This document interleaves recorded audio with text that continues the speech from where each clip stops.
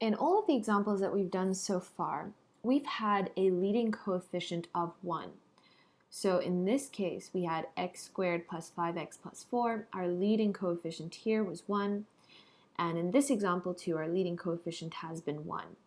And when we have 1 as our leading coefficient, we can use this method as I've just described, where we need to find a pair of numbers that are going to multiply to give us the last number here and are going to add to give us the coefficient here. When we don't have a leading coefficient of 1, however, we're going to need to find a modified method because this same method is not going to work if we have any other coefficient other than 1. So let's see what would happen if we had an expression that looked like this. 6x squared plus 7x plus 1. We can see here that our leading coefficient is 6 and not 1. So the method that we've been using previously is not going to work. Instead, we're going to use a method known as factoring by grouping. And factoring by grouping is going to be a lot more helpful to get a hang of because it's going to be quite rare that you actually find an expression with 1 as the leading coefficient. So let's look at what factoring by grouping actually entails. So with factoring by grouping, we're going to need to again find a pair of numbers, but instead of two numbers that are going to multiply to give us 1, we're going to need to find two numbers that multiply to give us 1 times 6. So we're going to need to find two numbers, and we're going to express our numbers here as a and b, whatever those two numbers are going to be, which we'll figure out later. They're going to need to multiply to give us 1 times 6, so they're going to need to multiply to give us 6, and they're going to need to add to give us 7. So that part of our method hasn't changed. Our two numbers are still going to need to add to give us this middle number here. But instead of multiplying to give us 1, they're going to need to multiply to give us 1 times our leading coefficient, which is 6. So let's look at a pair of numbers that are going to multiply together to give us 6. We have 6 and 1. We have 2 and 3. And that's it for 6. So 6 times 1 gives us 6. And 6 plus 1 is going to give us 7. So this actually, right off the bat, is going to fit. So we know that our numbers a and b are going to be 6 and 1. But now, instead of just directly writing out our two brackets, we're going to have an extra added step here. So when our leading coefficient isn't 1, these pair of numbers that we find, we're going to actually use this pair of numbers to break up this middle term into a term that includes both of these numbers. So instead of 6x squared plus 7x, we're going to have 6x squared plus 6x plus 1x. Again, these are our two numbers, 6 and 1, 6x plus 1x plus 1. And if we look at this, this is the same expression as this because 6x plus 1x is 7x. So this here is still 6x squared plus 7x plus 1. We've just written it out in a bit of a different way. And the point of doing this is that we can break up this expression into two groups. And these are the two groups that we can break up this expression into. So now when we look at these two different groups, and let's say we're going to treat them each as their own separate entities.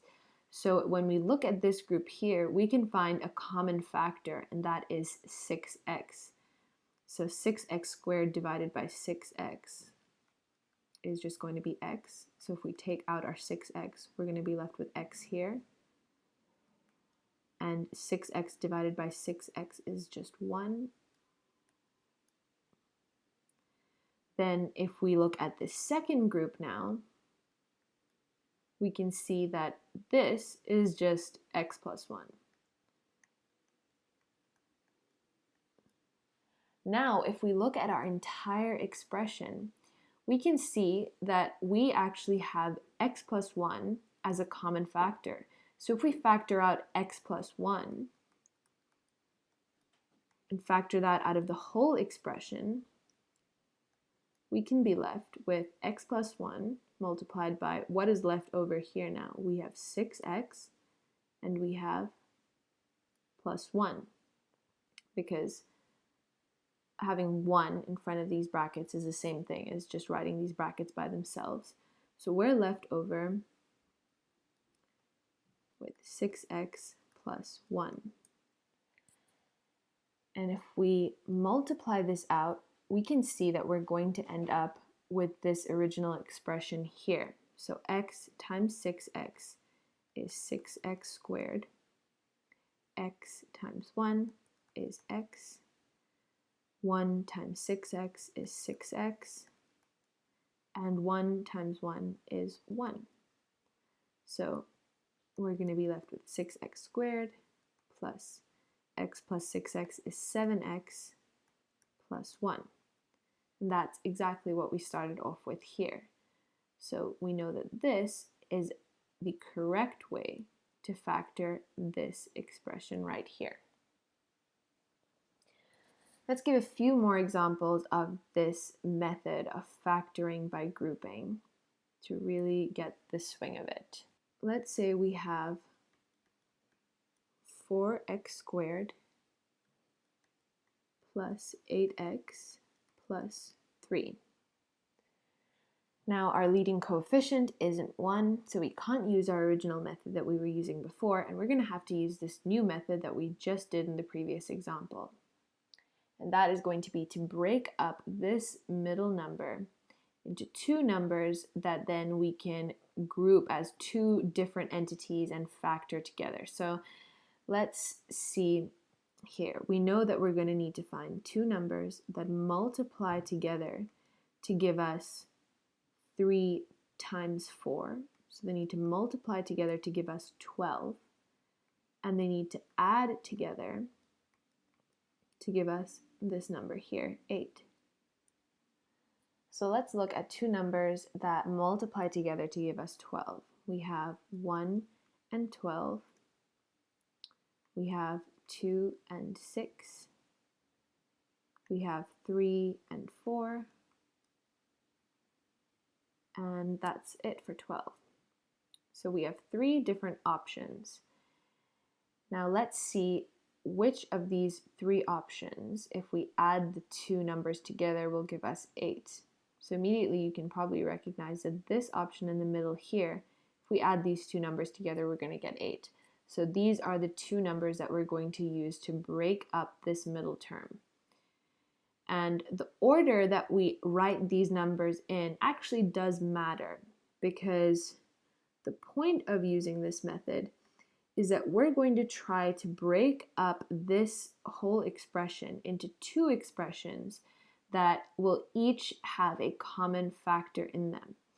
So here we want our 2x to be on this side because this will have a common factor of 2x, and we want our 6x to be on this side because 6 and 3 have a common factor. So again, we've used these two numbers and made them into 2x and 6x. And again, 6 plus 2x is going to give us 8x. So this is just another way of writing down the same expression that we've got right here.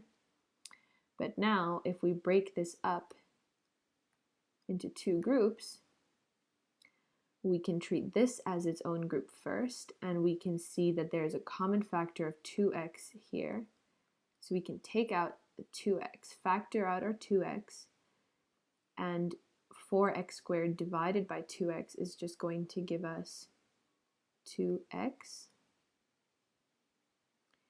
and 2x divided by 2x is 1.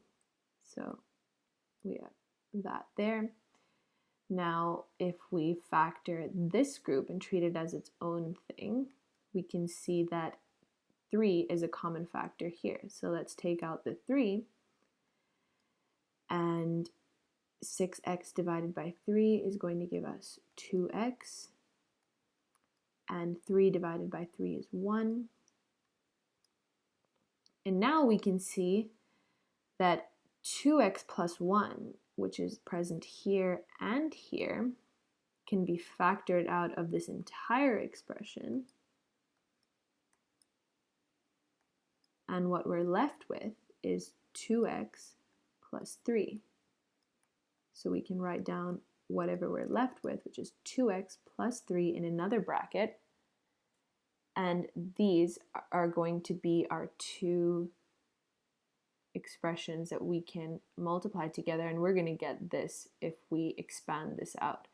So let's again just double check that what we have is correct. So 2x times 2x is 4x squared. 2x times 3 is 6x. 1 times 2x is 2x. And 1 times 3 is 3. And we can simplify that to give us 4x squared. 6x plus 2x is 8x plus 3. And that is exactly what we have here.